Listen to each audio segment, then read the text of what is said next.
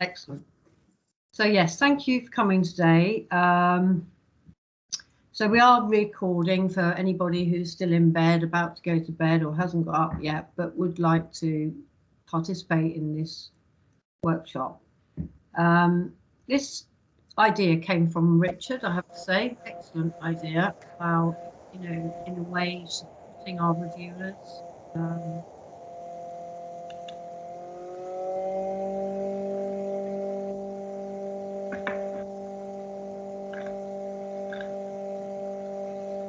Richard, can you hear that voice? Yes,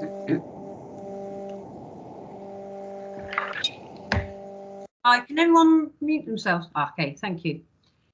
Right, so it was Richard's idea that we should do something to help support our reviewing community, and we want to extend this date to be confirmed yet, but we want to do a session also on reviewing for journals, and that'll be a separate session, maybe in April or May, where we'll get editors to come and do something like this via CMS in Touch. But for now, this is really about reviewing for AOM conference papers.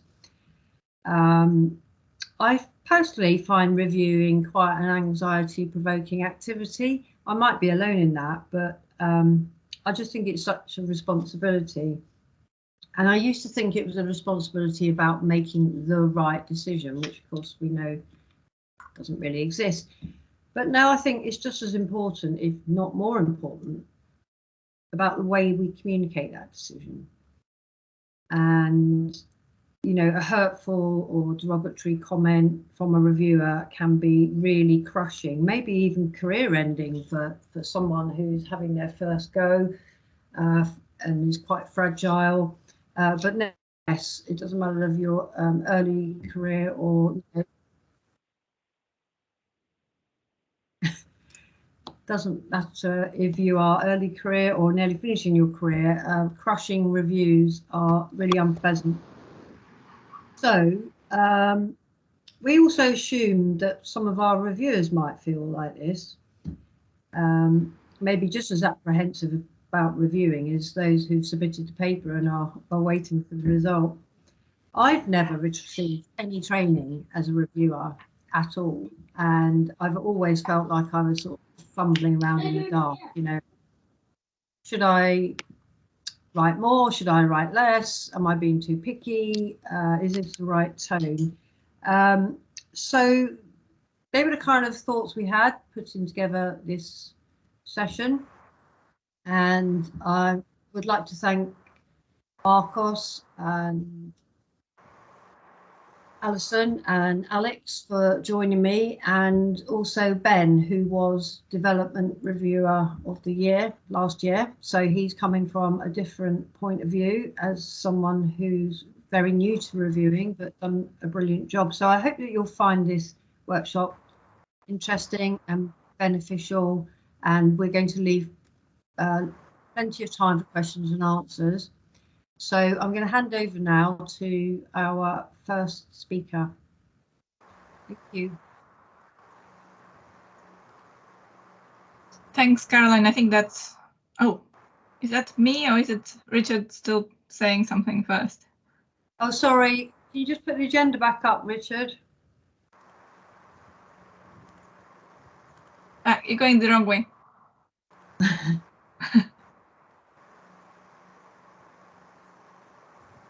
Oops. Can you go back, Richard? Agenda? it's showing us back on mine. Hang on, hold on. Let me start again. I don't think that you need to hear anything else from me other than to say that we'll hear from each of the presenters in turn, and we set them a starting point for their thoughts about how we have learned from good reviews, bad reviews, how people approach the task, what it means to be critical, and we hope that that will be of use. So, as I say, you don't need to hear from me right now. We're all here to hear our expert speakers, whatever expert means in this context. They're people that I respect hugely. And so first up is Alex. Thanks, Richard. So if you could just move to one slide forward, that would be great. Thanks.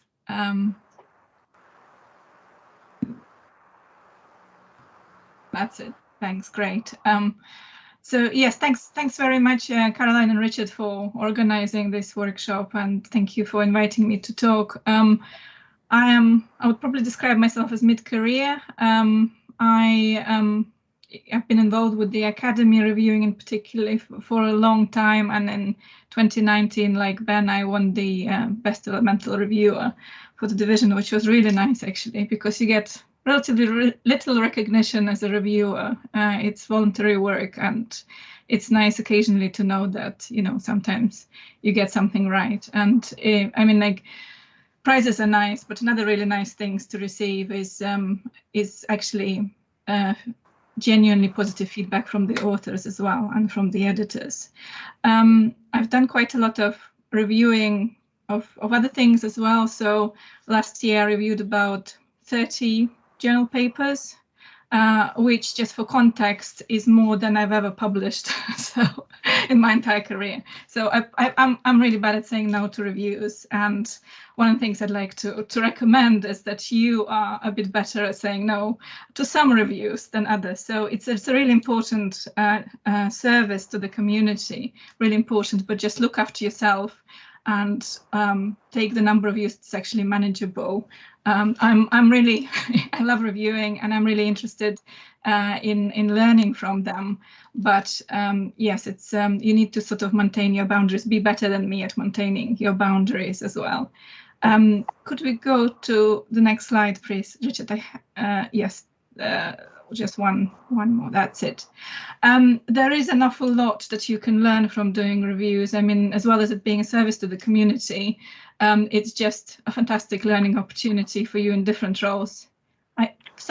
Can everybody see the slide all right? Because I've got this overlay of other things on top of the slide. I don't know, it's coming from, that's it, that's better. Oh, now it's popped again. Just lots of different ones, that's it. And it's not just learning as a reviewer from reviews, but also learning from reviews as an author, as a researcher, by looking at how authors write things, and also how they respond to the reviews. As an educator, because, you know, it's about well, you get to review educational papers as well, and also obviously you're enriched from reading other people's papers in your teaching. As an editor, when you come to more editorial roles, and also as a member of the CMS community, you get to know, you know, how the community works. And unfortunately, often it's not a very good reflection on the community, how the publishing process and review process works. But nevertheless, you get to see the good and the bad and the ugly aspects, but also beautiful aspects of the community as well, and you get to shape it. Next slide, please, Richard. When I was asked to talk about learning from good reviews, I kind of had a moment of panic, because all I could think was kind of examples of bad reviews, because they're the ones that really hurt you, that Alison is going to talk about later. So I had to do quite a lot of sort of reflecting on the good and examples of good reviews that I've seen. And of course there were lots. It's just that kind of it's easier to focus on the negatives, isn't it? And because it's such an emotive process, being reviewed and also writing reviews. So, but I have seen lots of really good reviews, and I think those were some of the things that they have in common. The real underlying thing is that they really kind of nurture the author or the authors. It's about helping the authors to kind of be the best sort of, like, the best version of themselves. It sounds cheesy, but it's a bit like really truly trying to understand what the authors are setting out to achieve and helping them to get there in the best possible way. So in terms of the tone, you know, good reviews speak directly to the author. It's a lot harder to be nasty to someone if you're speaking directly to them. Yeah, it's kind of easier to speak nasty about someone when you're speaking in the third person, because there's kind of more symbolic distance between you. So the good reviews tend to address the authors directly. They engage with the paper on its own term. They don't try to change it into something that it is not, that's something you want to write, rather than what the authors actually want to say. They respect the author's autonomy. So any suggestions for improvement that are given are actually suggestions rather than commands or anything like that. There's enough praise of the positive aspects. It's actually relatively rarely that you get papers that you can't find anything positive to say. And I'm really struggling with review at the moment. It's one I'm going to reject, and I reject papers very, very rarely because I always try to give them a chance. But this one I am struggling to find positive things to say, and I won't write it until I've thought of positive things to say, along with critique. And it's sort of, they tend to offer specific, constructive and feasible suggestions for further improvement. They don't ask the impossible. They don't ask something vague, etc. And also they consider what other guidance the author has received from other reviewers and from the editors, because that guidance might contradict what they're trying to tell you. So it's taking that into account and trying to understand that reviewing is a collective process. Next slide, please, Richard. And so there are some things sort of in common that they have that they don't tend to do. So they don't tend to attack personally or impersonally the author or the paper. They don't offer dead-end critiques, and by dead-end critiques I mean that this is bad and no suggestions for, okay, what can you do to improve? This is rubbish, right? They don't do that. They're not vague. They're clear.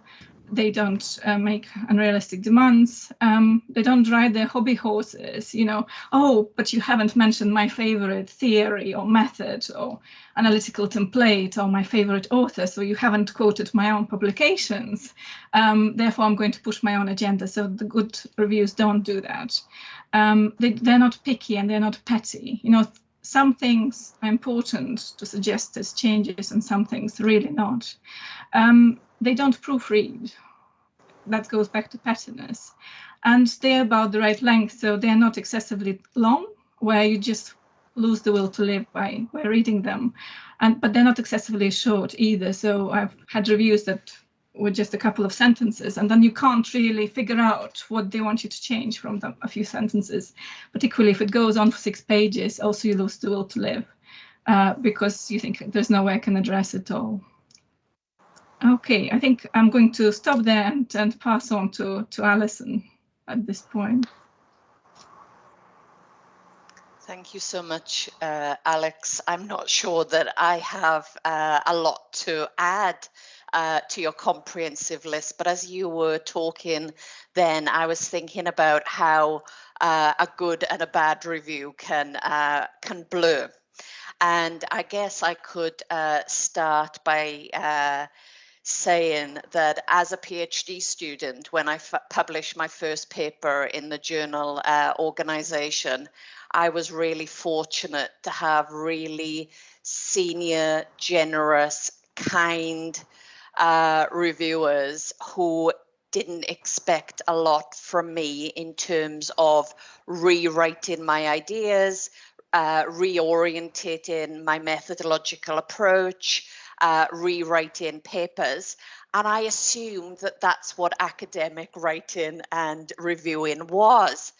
And then as I developed my career, I became quite shocked, actually, and forgive me for saying I was really naive, but I was incredibly shocked at the power games that continue in academic circles, the infighting between different epistemological camps, different critical camps, the infighting between positivist, more psychological research and interpretivist social science research.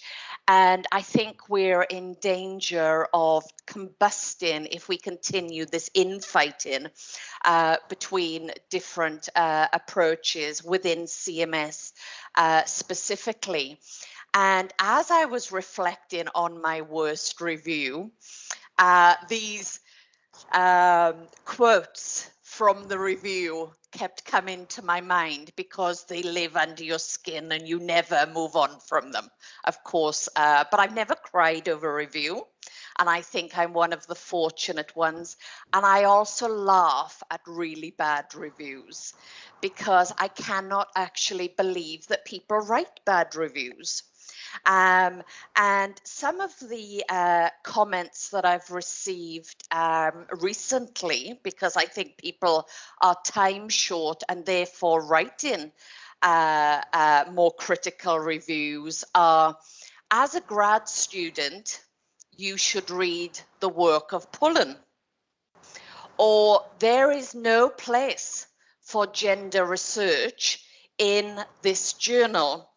Or in this conference, we do not find your methodological approach relevant, or you do not extend theory in a novel way, or your methodology has been tried and tested so many times, you have nothing to contribute to the field.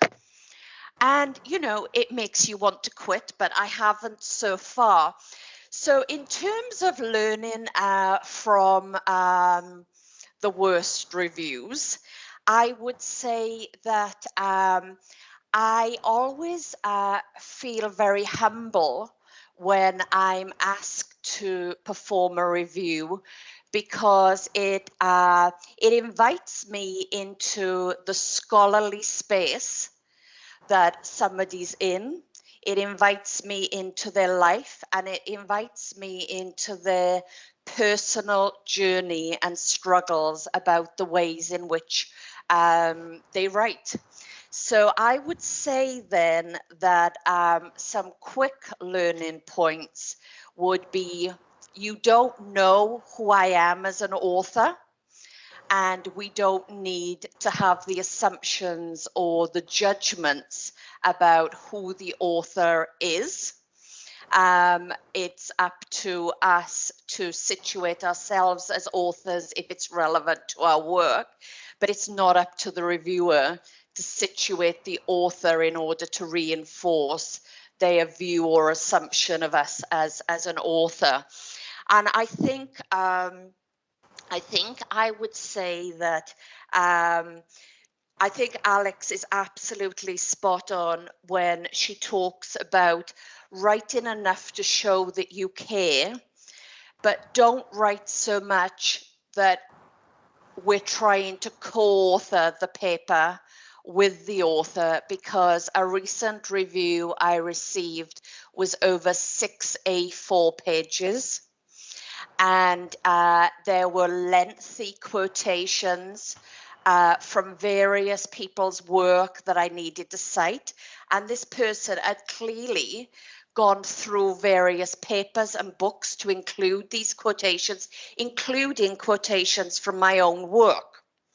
I would also say that a really good review is a review where we don't cite our own work unless it's absolutely fundamental to developing that review. I always think now that when I'm reviewing papers for conferences or journal, that I like to think that I'm having a conversation with somebody that I want to work with. So I try and think of this as a dialogue. I try and assume that there's no power relation between the reviewer and the author.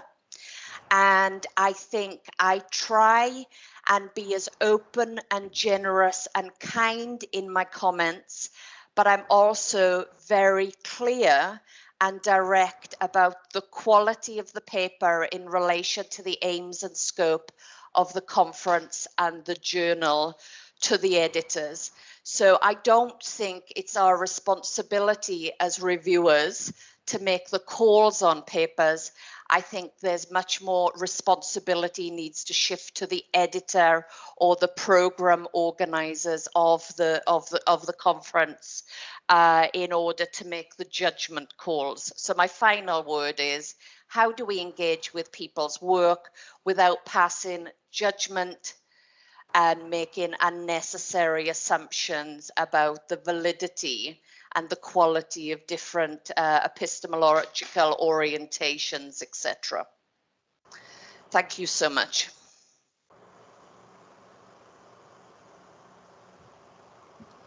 Thank you, Alison. Terrific. It'd be nice to hear from Ben now to move us forward, talking about how you approach the task of reviewing, Ben. Okay, so I guess for me as a relatively new person to the whole review process on this level, I came to it being quite. Vai rolando seminário do Critical Management Study sobre review. Aí a Alison falou que era uma rodada assim, né? Já falou a fala dela. Mas primeiro uma professora fez uns tópicos, né? Eu até printei aqui depois de mando. Aí ela falou assim que era não ser curto demais e também não ser longo demais, né?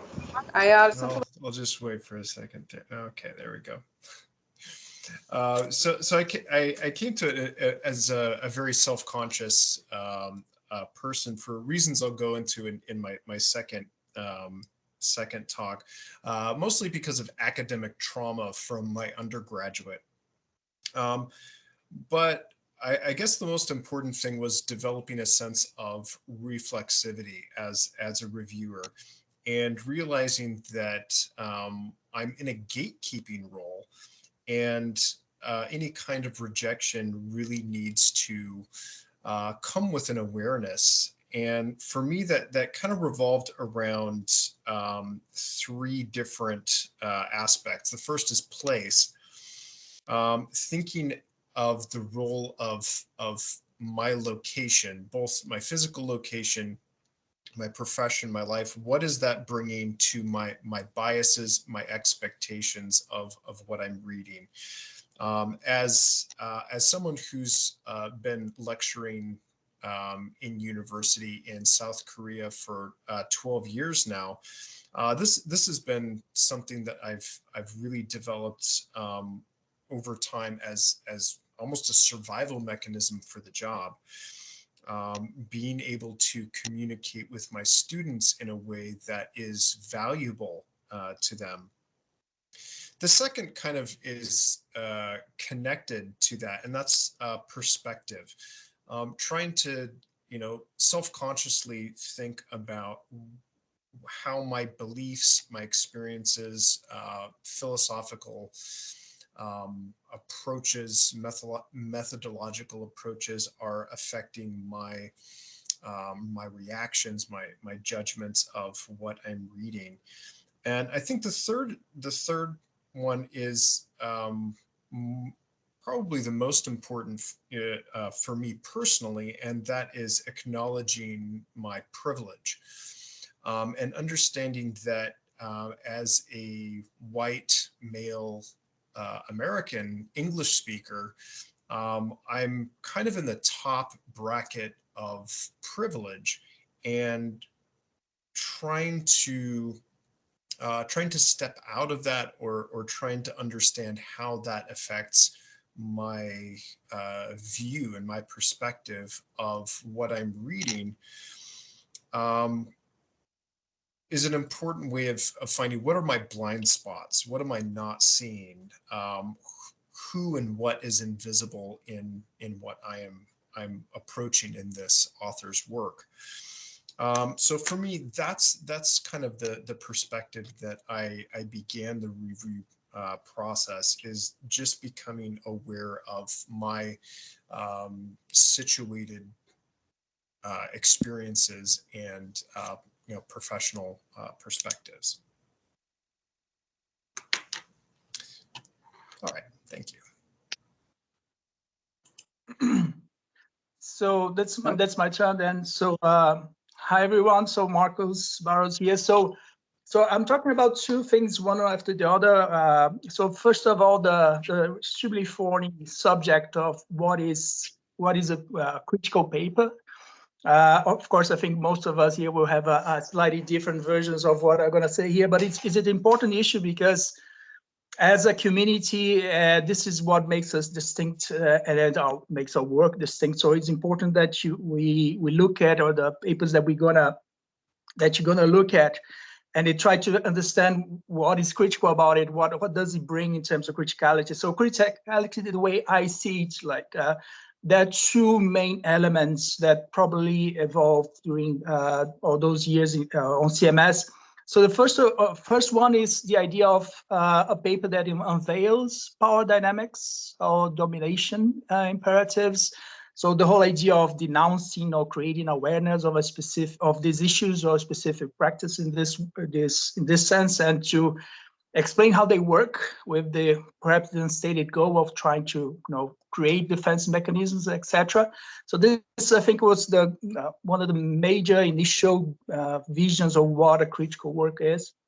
But I think more and more there's a second aspect of it that is becoming more and more dominant, more and more interesting, is the idea of also try to portray resistance. So like creative ways that actors deal with those power structures, and more and more show alternatives. So in terms of alternative organizations, forms of knowledge, alternative voices, practices, experiences that go beyond what we consider to be mainstream management and organizations, and a little bit beyond that. So also how people create emancipatory practices, and how eventually and this is something that we don't see as much, but it's great, as action researcher, for instance, can participate in this creation of awareness and emancipatory practice. So how these papers can show your participation on those. And I think also more recently, and the last thing I'll say about criticality, it's to understand how those emancipatory micro practices eventually can affect actual power structures at a more macro level. So all of this, I think it's what it entails, from my point of view, what is the critical work, and that's what you should look at. That's those works that you're going to review, like follow some of those ideas, some of those goals per se. Okay, so this is my take on it. The second thing I want to talk about is, so they asked me to talk about setting the tone, or how do you set the tone of a review. So Alex, Alison, Ben, and Richard and Caroline before already mentioned a lot of the things that I'm gonna try to talk about. But I think I remember the first time that I was in a developmental review workshop like this, and I remember there was a big slide like this and said, "Be polite, be polite, be polite." So this is the first thing. So some of you already mentioned the idea that the authors are putting their ideas on the line, and a lot of those are doctoral students, early career academics who are just starting to create their scholarly identity. And a bad review, or extremely mean review, can be something that can affect their identity a lot. So try to put yourselves in their places. They are basically like putting their ideas, throwing them in the woods. And so try to be empathetic and try to deal with those ideas in the best way possible, in the same way that you like them to talk about yours. A lot of you already mentioned the idea of be constructive or be developmental. So most of the papers, but this is my perspective, most of the papers that come for the academy are mostly on developmental phase. So they're far from being ready for submission to a major journal. So normally the authors are interested about you talking about the ideas. Do the ideas make sense? Do the arguments hold water? And I think that's the main gist. That's what you should talk more in your review. So are the ideas interesting? What you can do with those ideas? How you can expand those ideas? What are the flaws of those ideas? How you can construct better ideas based on that? How your argument works? What are the flaws in those arguments? How you can repair those flaws in those arguments? So I think Alex was mentioning the idea of don't copy edit the paper, and that's really important. So don't necessarily go through details. Oh, you missed a comma here. Oh, you don't necessarily spell these words correctly. And this for two reasons. Firstly, because it's annoying. I recently received a review that had like 6 pages of line by line, now this phrase doesn't make sense. And this was a first review. So it's annoying. It doesn't necessarily help you. We really want people to engage with the ideas. This is what you're supposed to do. And the second thing that Ben, I think, mentioned briefly, the idea that we are extremely international community. There are a lot of international students and scholars that are not native English speakers, including myself. So I'm a Brazilian that lived in Canada, and I still struggle with writing in English. It's not a, so most of them will have, some level of difficulty of writing the ideas in English. Almost all, and I say all of them will be clear. You'll be able to understand what they're trying to say. But basically attacking their grammar, their orthography is not, not necessary, and it doesn't make any sense at this point. So make sure that this empathy also extends to the people who do not necessarily control the English language, which, for better or for worse, is just dominant in our space, in our publication game. And the last thing that I want to say is about the length. So Alex already mentioned this. I don't think there's a magical number for length, but again, don't overdo it. So the whole, go phrase by phrase in a 7-page review doesn't go anywhere. So make sure to address the basic ideas, the basic arguments, and you should be good. Thank you. Thank you, Marcos. You nicely knitted together the two contributions we asked for you. So thanks for that. We're starting reversing the order now. So we'll go back to Ben, and then to Alison, then to Alex at the end. I've already learnt something, and there's a little expression that I've heard already that I'll take away with me, because I'd love to be a good reviewer, or to be thought of as a good reviewer. I don't know whether you can be one. The idea of having a conversation with someone you would like to work with. I think that's a really nice way to conceive of what you're doing when you sit at the desk. Anyway, Ben, if we could turn back to you, maybe talk us through your approach again and some of the guidelines that are in place that Marcos started to direct us to. We're not in this space for this purpose reviewing for a finished journal submission. This is this is developmental. So talk us through that, please, Ben. Yeah, that's I've actually had a little epiphany because I didn't really make that distinction when I was looking at that, looking at the papers I was reviewing. I was just looking at them as here are papers that have been submitted. How do I value them? How do I look at them? And I think that is important to think that, yeah, these are still at the idea stage, engaging with those. But as I kind of teased earlier, I think a lot of my approach to reviewing comes from my trauma from my undergraduate when, last year I was just, I just realized that I have Asperger's, and I've gone my entire life without understanding why learning and why writing was always so difficult for me. I'd always have really good ideas, but getting them down on paper was often very difficult for me. And there was a particularly traumatic episode where during my introduction to music class that, everyone else just totally took the piss in that class and wrote kind of goofy, dramatic papers because they knew that the lecturer was super easy. But I wanted to make things harder for myself and wrote an essay, question that I made myself on Wagner's Ring Cycle. I spent weeks researching and listening. All my friends were at the pub, and I was trying so hard to wrap my head around 14 hours of German opera. And when I got the paper back, it was completely covered in red ink. A full page of feedback, all negative, and far worse grade than any of my classmates that just completely blew off the assignment and wrote something fluffy and fun. And I think this this kind of ingrained the fear of negative reviews in me, and to this day, I'm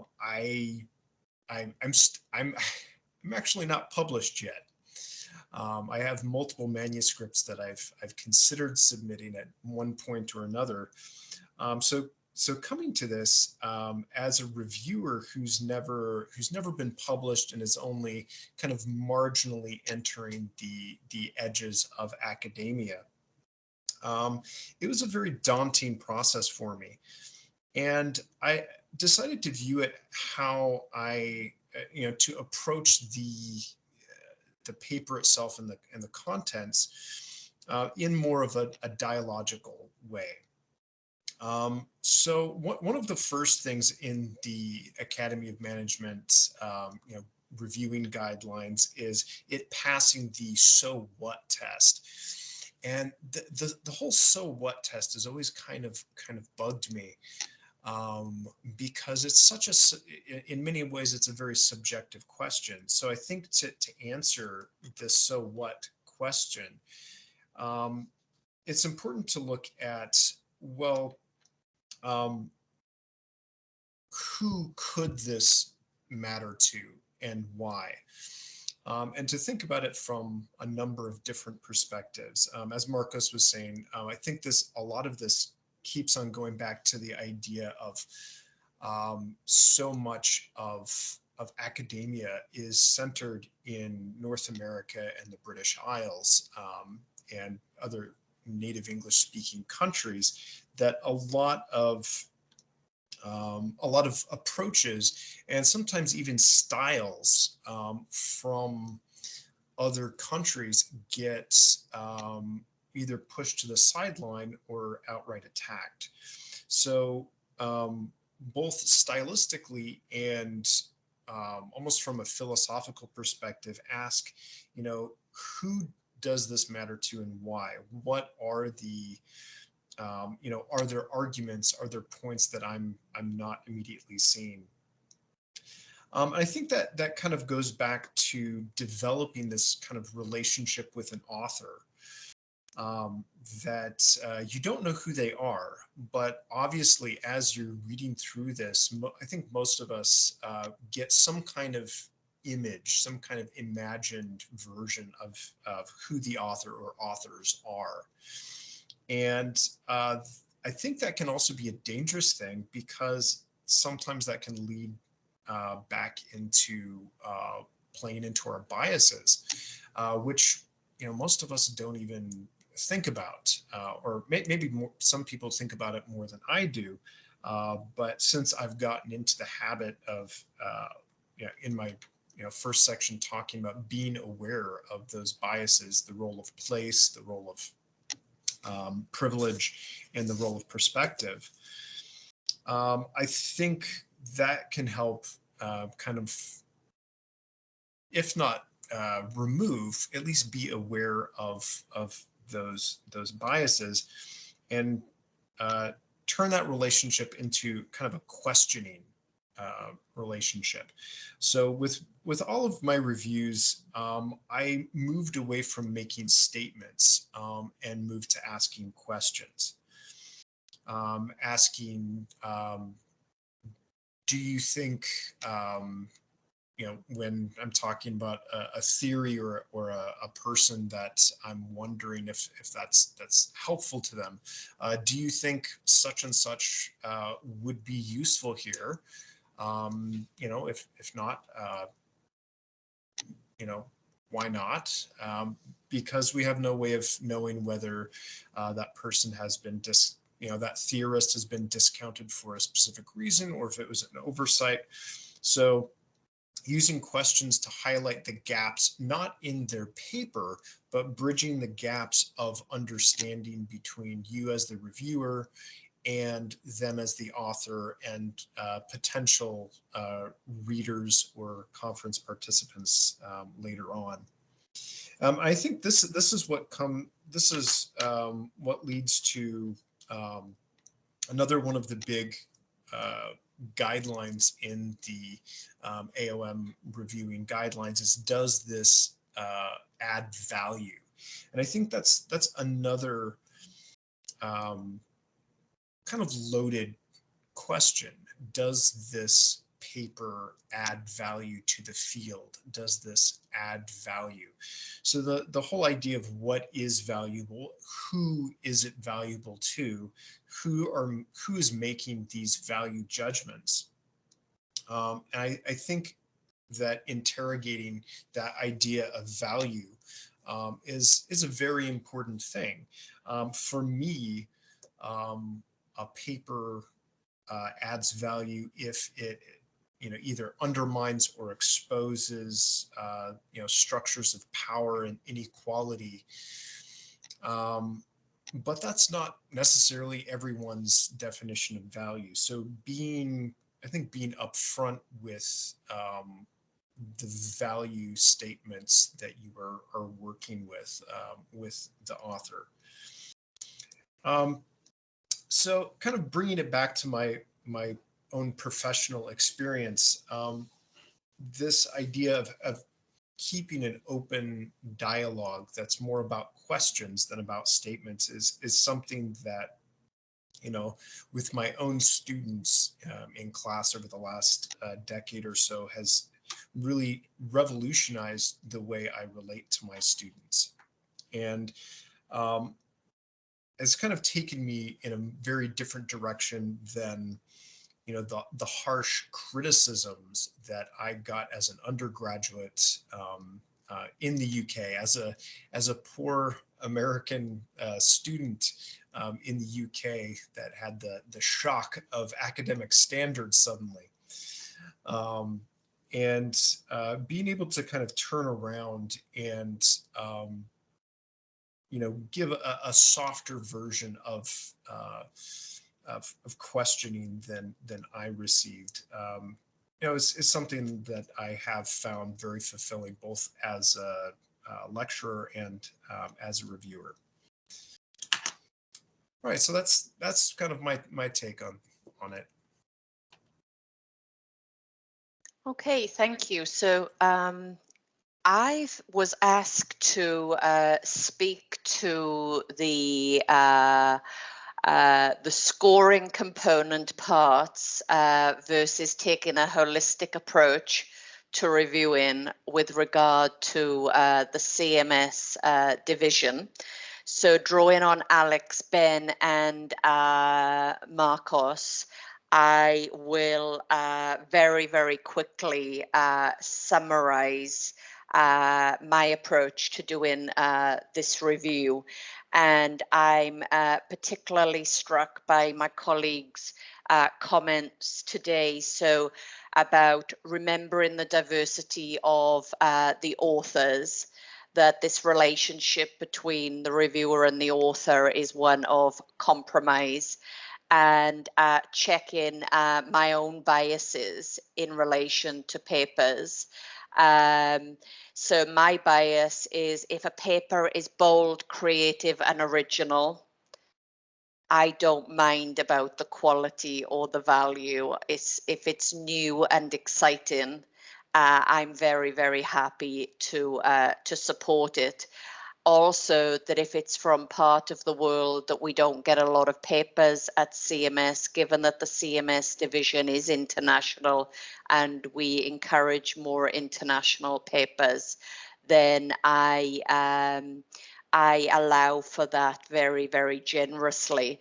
So in relation to the scoring component of the reviewer forms that we will be completing or receiving very shortly, In relation to the theoretical contribution, Marcos articulated the CMS position about what's a critical paper. So I asked the question whether it fits or not. Can I, suggest any developmental comments around that? In regard to methodological rigor, which is focused on the methodological rigor of transparency for empirical research. But if a paper is not empirical in nature, I often think about the creativity and the novelty of methodological papers in making their own contribution, and really support those. In relation to the analysis of the paper, I really look at the ways in which the reader is able to see the relationship between the data being analysed from the point of view of the researcher in relation to the paper that we read. So if there is confusion or lack of clarity and transparency around moving from data collection, data analysis to the findings, then I put my effort into those comments. And regarding the clarity of writing, I usually focus on the structure of the paper, but also in thinking about, I don't look at grammatical issues at all. So I quickly go through my scoring around those areas. I am always generous in that scoring unless the paper doesn't fit the CMS division. And then in the developmental comments, I always start with, when this paper is presented at the Academy, you may wish to focus on these following areas for the audience, because I don't see it's my role to develop the paper for publication within the review of presentation. And I'll stop there and hand over to Alex. Just before you speak, Alex, sorry to butt in. Thanks so much for that, Alison. You mentioned fit. Richard and I were slightly surprised when we looked at that form to see it doesn't mention anything about responding to the call for papers. Now, most of you will have noticed that we wrote rather a different call for papers because we were somewhat frustrated by the fact that people spend a lot of time and write long call for papers claiming that the world's going to change if you submit to this, and people just put in whatever paper they were going to put in anyway.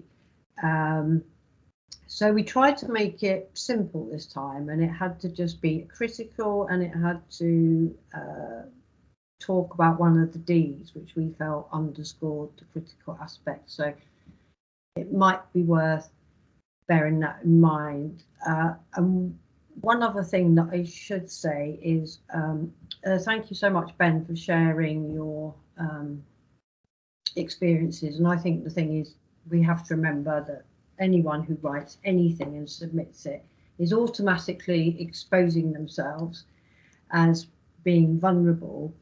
And for the first time in my life, I wrote to an editor when I did a review and said, I'm really shocked at reviewer 1. I think it's appalling. I don't think you should have sent it out. And she came back and said, I was trying to be polite.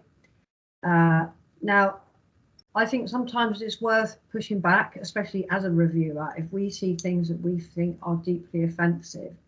And editors and associate editors need to be calling those out. Now, in this context, I realise that means Richard and I. So if we receive reviews that we think are hurtful or offensive or contain anything like that, we won't be sending them out. Okay, because it's just not right. So we're not just going to blindly pass everything on. We will be reading very carefully to make sure that it's nothing destructive at all. So I just thought I'd say that. Thanks. Sorry, Alex, to interrupt. Oh, it's fine. I haven't started talking, so I hadn't interrupted. Great. So, Richard, if you could get the slides up. So I was asked to talk for my second part about some emerging lessons for critical reviews, for reviewing critical work. That's it. So, which basically sort of brings together some of the things that the other speakers, Alison and Ben and Marcos and myself already said. Yes, I'm going to thank you very much for sending me your points as well. I've incorporated them. So it's a bit of a summary, I guess, from what we said today, but it's very difficult to sum it up because the conversations have been so rich. So if you could go to the next slide, please, Richard. Yeah, so there are lessons to be drawn, I guess, from these conversations. Firstly, about your role as a reviewer in co-constructing the meaning of what critical work is, right? And there is a tension there as a reviewer between actually maintaining openness, which is part of what critical scholarship is actually does and what it is about. Openness to new, novel approaches, to kind of unimagined possibilities, to alternatives, to questioning assumptions, to drawing from other places, other disciplines, other ideas that haven't been done before, which is the definition of non-mainstream, right? Part of you as a reviewer in CMS is trying to keep those doors open. But on the other hand, it's also about boundary making. So actually maintaining the core of critical work and some of the things that Marcos has talked about, what critical work is actually about. So there's a contradiction and a tension there between actually saying, is this work critical, and still extending, opening it, what critical work is. And I don't think there's an easy answer to that. There are no easy answers in trying to maintain it, but it's about keeping that tension in play and saying, do I think this work is not critical because it's, I don't know, it's just too positivist or whatever, or do I think this work is not really CMS because I know nothing about this area and I haven't seen it before, right? So asking yourself this sort of questions as a reviewer is important. And think of yourself as a reviewer more as a curator of what is unorthodox. Yeah, so choosing beautiful pieces that are different and precious and beautiful, rather than trying to keep the conventions of what are the conventions within the field. This is, I don't know, this is not labor process theory, therefore this is not CMS. Okay, things like that. Doesn't have to be labor process theory, but you know what I mean. So curate the unorthodox as a CMS reviewer. Next slide, please, Richard. There are also lessons to be drawn about what it means in terms of being critical as a reviewer. So your own criticality. And I think there is such thing as too much critique. And you should be reflexive about your own critique. And there are no prizes for being as critical as you possibly can. There are no prizes for pettiness and for pickiness. And I think it's also important to remember that there are different kinds of critique. There is critique that empowers, builds up, liberates, helps authors to be kind of themselves, be authentic. And there is the critique that tears down, is destructive, is denigrating, traumatizes, abuses, marginalizes, and excludes. Don't do those types of critiques. Yeah, do the other kinds of critiques that are about empowerment. And as a reviewer, open windows rather than closed doors. Open up windows for authors. Point to possibilities, that the choices that they can make about the directions they can go, perhaps something that they haven't seen, something that they could consider. Do not shut doors on the author saying, don't use that theory, don't use that method, don't go in that direction. Offer possibilities, but don't expect them to kind of do as they're told. And I kind of like to think, I guess, about the minimum intervention principle. What is the least amount of critique that you can do as part of a review in order for this paper to be as best as it possibly can? don't, and don't critique beyond that point, because it's just not necessary. And then drawing on Ben's point, think in terms of more dialogue and collaborative collaboration. The review process is not very well built for that sort of review. Actually, you have to go against the convention in term to speak to authors more dialogically, because there are these walls that are built between you. But it is nevertheless possible, and I think Alison metaphor again for talking to authors as if they're a colleague that you want to talk with is a really apt one and an important one. So this rejection that I'm having to write right now, or a rejection review, a recommendation for rejection, I'm trying to imagine that I'm writing them to people that I really like, that they are my friends. So how do I say things that, things that are painful to people that I really respect and really like? And it's hard. It's taking me a long time. Next slide, please, Richard. And then there are also lessons to be drawn about reviewing as reflexive practice. And the key guiding principle here, I guess, is always asking yourself this question: how would you feel if you received this review?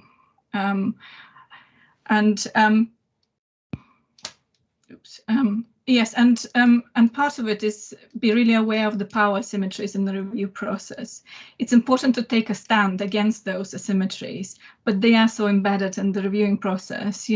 I sometimes have been frustrated when I framed some suggestions for reviewers and they've come back and said, as you have almost commanded, I have done this. And I was thinking, it wasn't a command, it was, don't feel obliged to do something that I recommend. This is just a possibility. It's quite hard to fight against those asymmetries. As Ben was saying, reflect on your own prejudices and privileges, and also keep learning.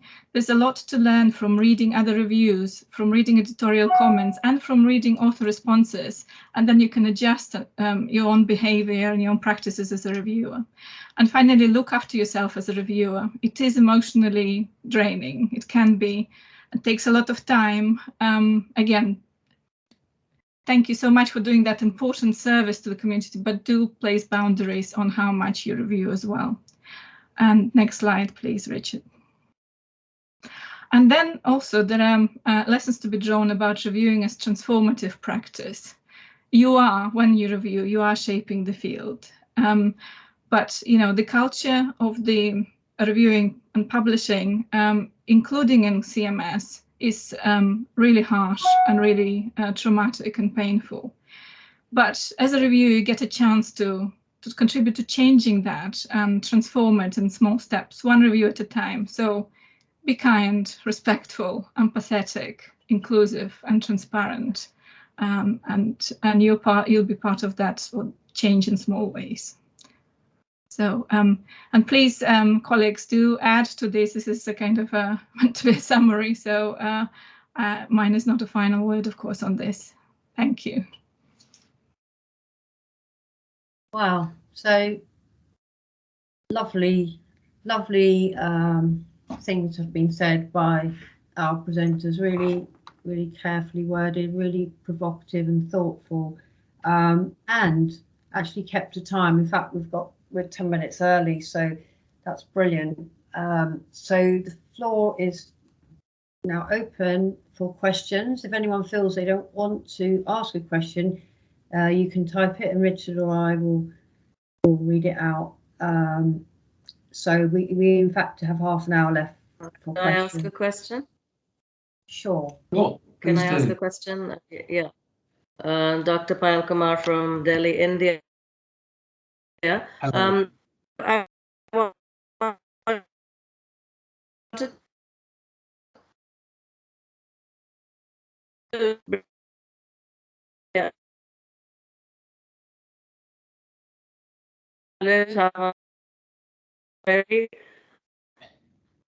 know the growth.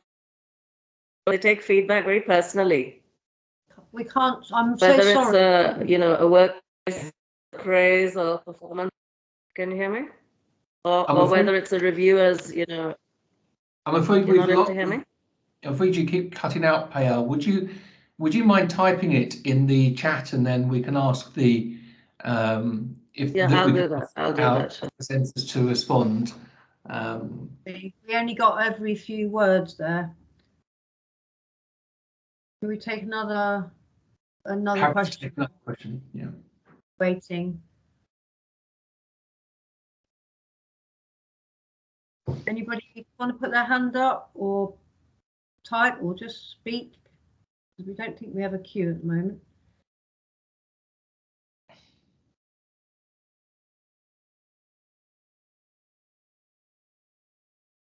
Yeah, I don't think that's just in India, but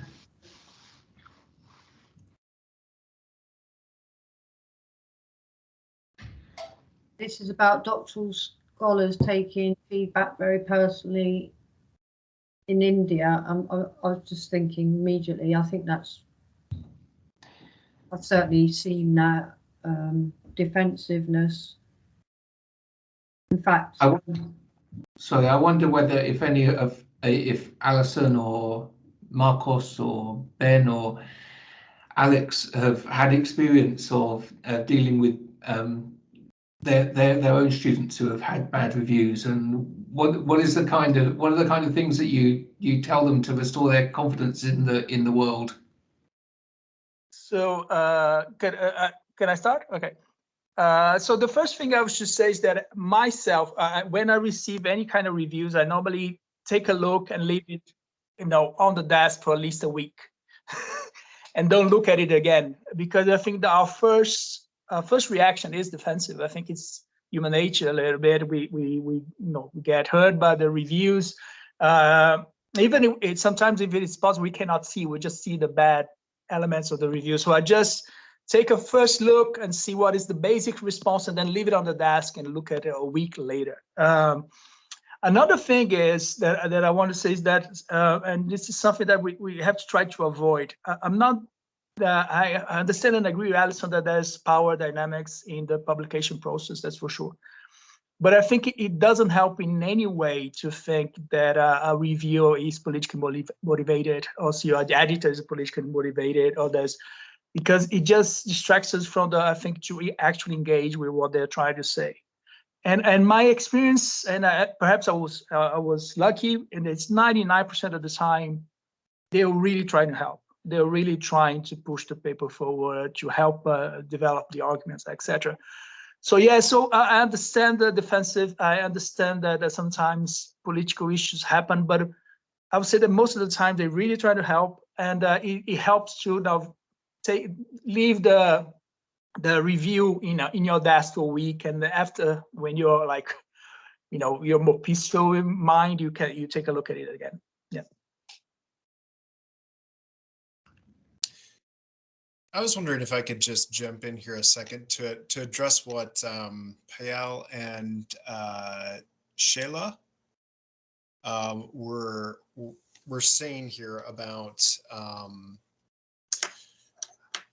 reviews and arguments, and I think this is something that I think many of my colleagues teaching in South Korea have really struggled with, because there are so I think there's not enough an acknowledgement of how different both the reviewing and feedback processes are, as well as the idea of what an argument is. For the first few years I was in Korea, I never gave good grades on essays, because I'd read through the essay and I'd get to the end and say, well, what's your opinion? You never told me. And it took me years to realize that, like in Korean writing, it's impolite to express your own opinion in an essay. It's more like you have to leave a trail of breadcrumbs for the reader to kind of reach maybe a similar opinion to the to the author.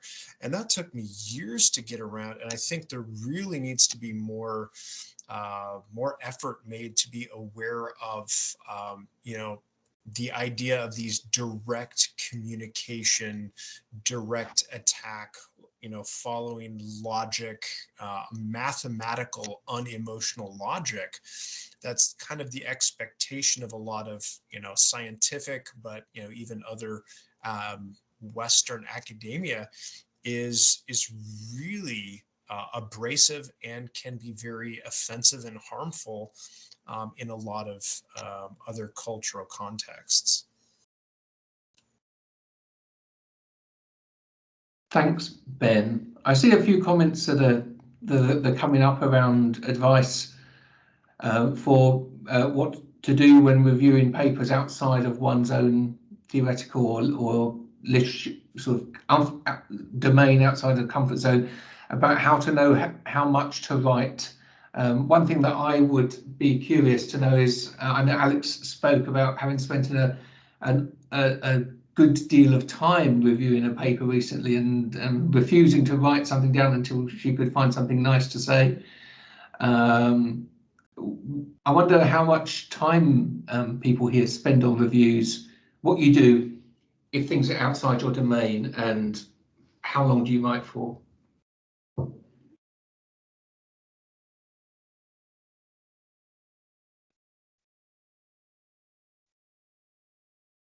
Alex, do you want to take that? Sure, yes. So I'm, as you probably can hear in my accent, I'm not a native English speaker. I'm actually Russian, and so I'm a very slow reader. And when I first started out reviewing, it could take me as long as 3 full days to do a review. Now that I've done lots and lots, it takes me 1 full day to do a review, just because, and I often like to split it into 2 parts, one when I read the paper, and the second part after I left it for a bit to actually write the review, just because I need some time to process, what is important to say in this review and what I can leave, and is there anything I'm reacting to emotionally in the paper that I shouldn't be reacting to emotionally. And if I leave it for a bit, just like leaving, the reviews you receive as an author, actually leaving the paper you're reviewing for a bit can help to then write, I feel, a better review. But that's just my approach. I'm probably taking far too long over doing reviews. Can I just add a thing really quick? Sorry, Alex. So this thing about taking the time, I also do the same thing. It takes me a day, and I also split into 2 moments. And one thing that I also do that might help is that I always, when I finish writing, I print it out to read it. And you'd be surprised of how many unnecessary harshness I can take it out after I start reading my own review. So I always print it out and read it again and make sure that I correct, the way that you phrase certain questions or some criticisms, some comments, etc. So that might help.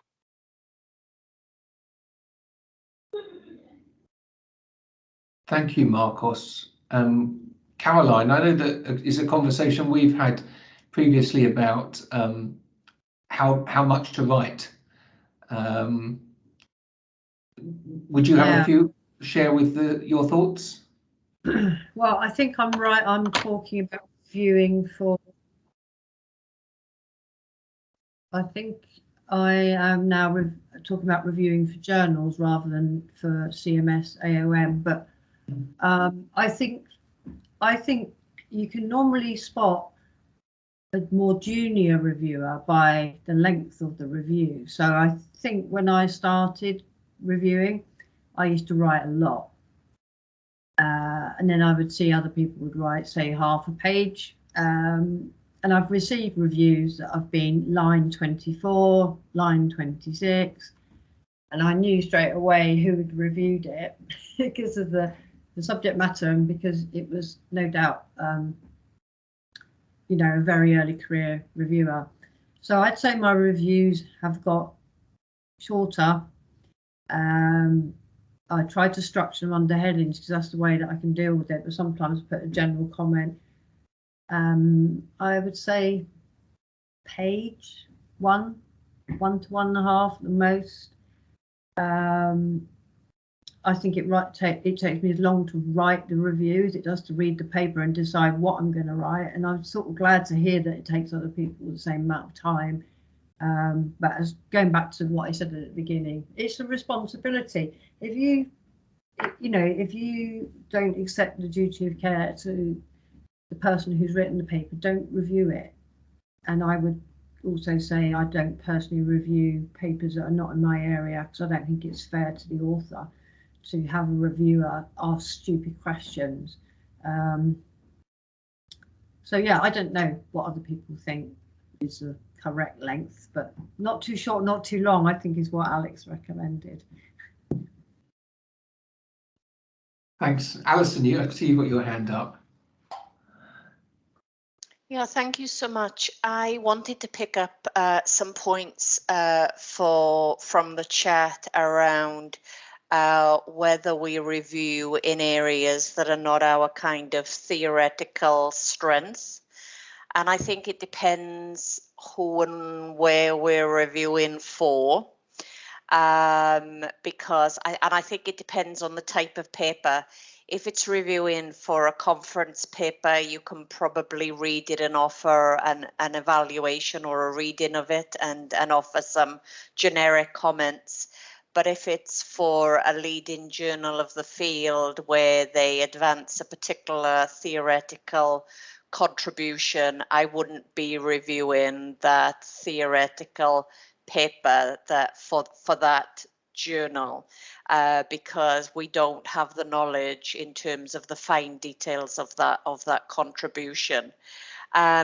Also, on the basis of some of the comments here about how do you explain to reviewers that legislation in different countries differ, and on the basis of the discussion so far, I think it's important that when we do our revisions, that we feel as if we're not just responding to the reviewers, but that we can seek clarification with the editors. So if there is something that there is an error, a factual error like country legislation, and the editors haven't navigated the review comments in their editorial direction, then I think we have to go back as authors to the editors. And sometimes when I've reviewed a paper and my comments have been misinterpreted by the editors in order to reject the papers in particular, I go back to the editors and I say my review has been read wrongly. So I think we need to shift more emphasis to the responsibility of the editors too. Thank you. I totally agree with that. And sometimes when you get opposing reviews, directly opposing reviews, the editor doesn't give you any idea of how you're supposed to satisfy both of these people, or whether we should even be thinking we have to satisfy. But I think that provokes discussion about power relationships here between reviewers, authors and editors, and we shouldn't be, as I said, that was the first time I went back to somebody and said, I'm appalled you sent this review out, and they've said, and so maybe don't send out crap reviews and don't ask these people again, is another one.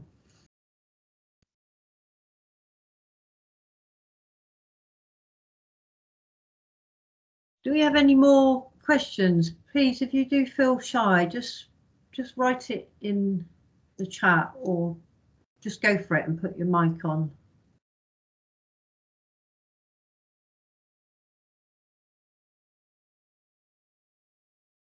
I think Ozan has his hand up. Would you like to speak to us?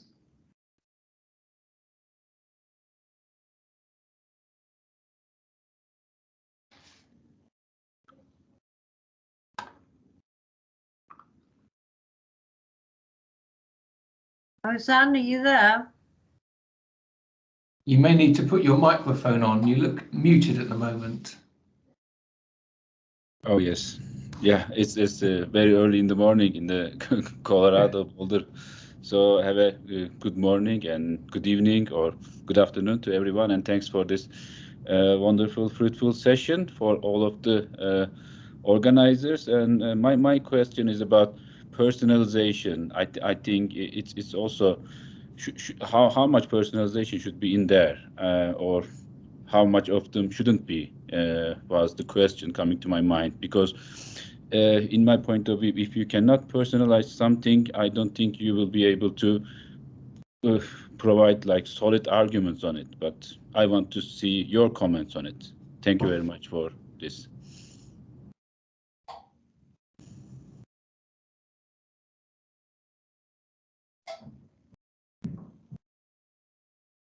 Yeah, I just didn't have any specific person, but any of the conveners can say their views on it, and I think I will be able to balance my writing as well as my review. Thank you.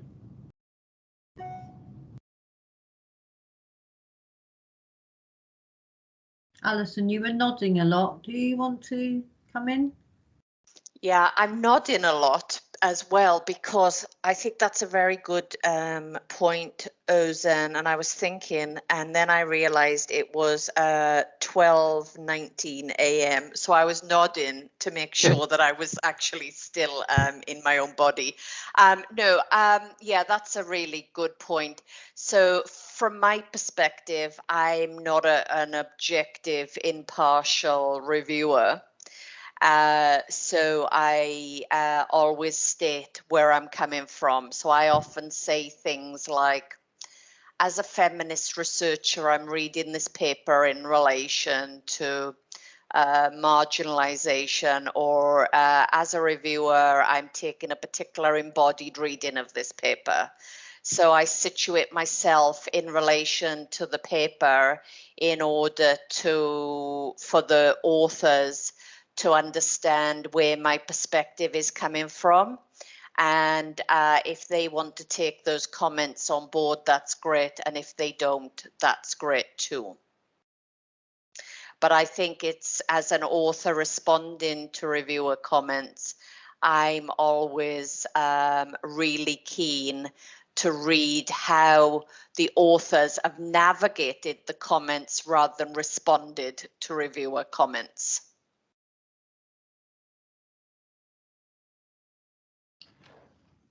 Thank you, Alison. I can see a question from Omer in the chat straight away, which asks about a checklist for new reviewers, and that you're going to be reviewing your first AOM paper. Well, thanks for reviewing that paper. I hope it's the first of many, and I'm sure that the authors will benefit from the time that you spend on it. There is as it was discussed earlier in the session, I don't know when you joined us, there's some criteria that that help you sort of convey your impression of the piece, and then there's a box for some free text comments as well. One of the things that I will do when I review the papers that I've taken on is to look at the comments, the advice given by Alex on her slides at the end as reminders, and create my own sort of mental checklist of things I might do. But certainly there's the criteria that will sort of direct your attention. And there's also a page which Ben talked about in terms of his approach to reviewing. There's a page which talks about some advice given by the Academy of Management more broadly than our division.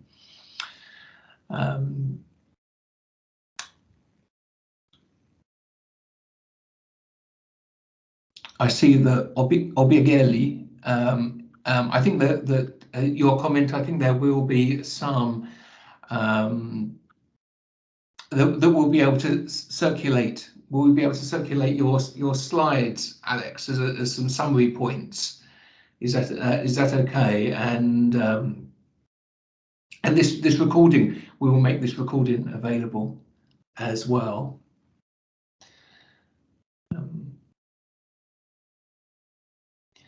Yeah, I was just wondering, thanks for writing that, Alison. There is a checklist, there is a score list, around which you can navigate your completion of on the website, but it's quite, I think, quite perfunctory, and you know, talks about adding up your scores, etc.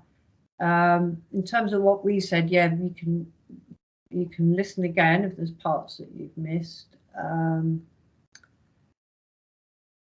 think, yeah, I don't know about summary, Richard, because I don't know who would do that, but hang on, Carl also said something.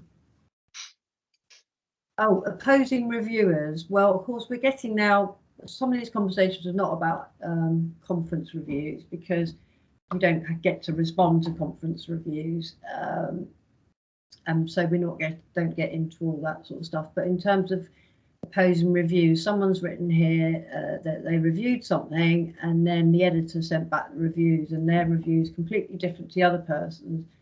And they're now saying, oh, I'm in doubt as to whether the canon of the field was correct and I am wrong. But I was wondering how you know this is a so-called canon of the field, and it happens to be you that's out of step, or really thinking about that's quite a positivist reaction to say someone wrote the right review and I wrote the wrong review.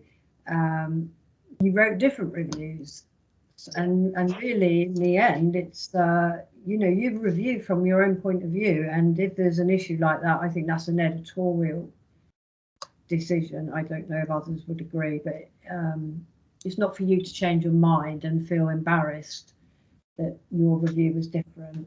I don't think anyone should ever worry about that, if possible. Easy to say, I know. And just to add, Caroline, I don't think I ever wrote a review that was similar to the other reviewers. Never happened. It's always going to be different. Like you said, it's from your own perspective. As much as we don't, of course, don't want you to like bring your own theories or preference in terms of theories or methodology to impose to the author. Of course, it's your own point of view, it's your own take, your own perspective, and it's always going to be different from other authors. So don't worry about that.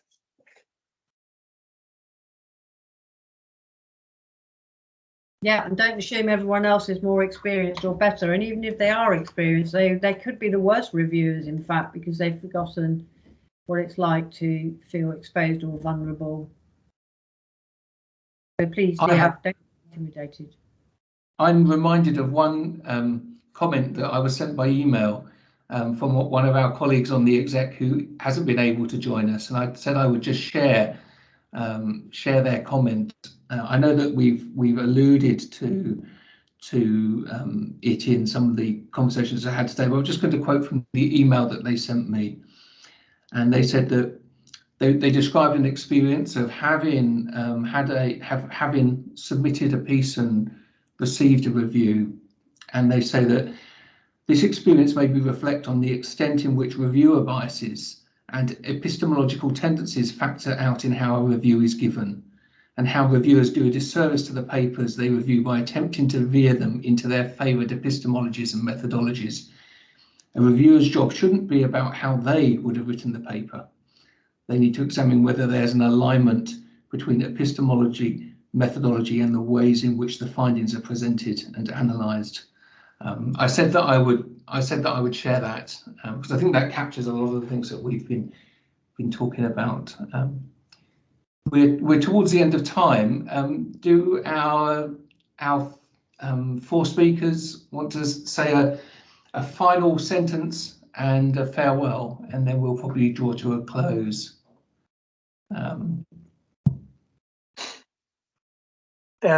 I can start, and then I'll leave for the others. So I just, as Alex was finishing her final thoughts, I was remembering our last suggestion is be humble. So it's funny how a lot of the criticisms that we give to the authors are some things that eventually we ourselves are going to be blamed for, and we for right reasons. So everything that we comment, every mistake that we eventually put in reviews for other people, we're going to make them too.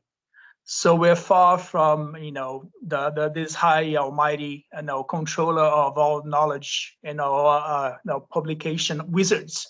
So yeah, be humble. Know that you're probably going to be at fault for the same things that you're telling the authors. And yeah, that's it. Thank you. I guess I'll just I'll say one final thing that CMS was what made me change academic fields. Before I started my PhD, I had studied a master's in peace studies. I was intending to go into international aid work, work with the UN or whatnot. Plans changed, and it was the discovery of the wide variety of critical management studies literature that got me interested in business management, organization studies, thinking that, wow, there is a group, there's a group of scholarship that is actually dedicated to things that I really care about, that I had no idea about. And I completely switched my academic career because of that. And I think this what's been talked about today just kind of solidifies that for me, that there is still that that commitment to openness to other perspectives, and dealing with those issues of power imbalances and inequality. So I just want to thank the other speakers and the attendees today for a very a great meeting. This has been definitely the highlight of my week. So thank you all. Thanks, Ben. Can you beat that, Alison? No, I can't beat it. I would say thank you for giving me a voice on the panel, and for everyone who came to the session. If you're not involved in the CMS division, become a member, follow our activities on social media, etc. We've always got openings for various posts. We're a really friendly bunch. We are international, and our social media guru is here. Layla, I don't want to put you on the spot, but if you are there and want to take any of the space now, now's your opportunity. Do you want to say anything, Layla, or not? Are you there? Oh, that's a terrible thing to do to you, isn't it? Because you might be in your pajamas like I am. But Layla Jamjoon is doing a fantastic job, and you can get in touch with any of us. So thank you so much. Oh, Layla's lost her voice this week, so I'm happy to say she's doing a fantastic job. And yeah, follow Layla for all our news on social media. So thank you. Follow us on CMS AOM on Twitter. There we go. Right. Alex, and then Caroline will play us out with her theme tune. Yes, I just want to say yes, thank you, Lily. You're a star. You have no idea how much work goes behind the scenes to keep the CMS division going on social media, and how much it means. So thank you so much. And just wanted to, everything of importance has been said already. Thank you, everyone. Thank you for inviting me to talk, and thank you, fellow panelists. I've learned so much from doing this. It's been really enjoyable. Thank you, participants, and thank you for your interest and willingness to review for the division and to be reviewers more generally, because without reviewers, there would be no CMS program and there would be no critical work published. So you are incredibly important and you're doing a wonderful job, and thank you.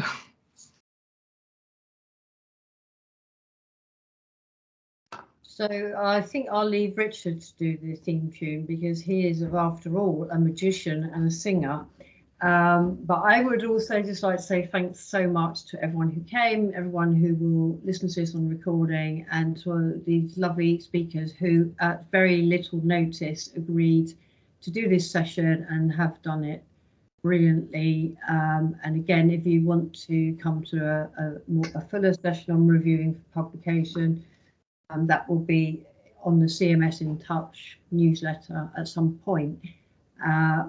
But great, we look forward to your reviews. Don't make them too long, because Richard and I have got to read them all. And I'll just give Richard the final word, because he likes that. Thank you. Goodbye. Keep safe. Bye, everyone. Bye, everyone.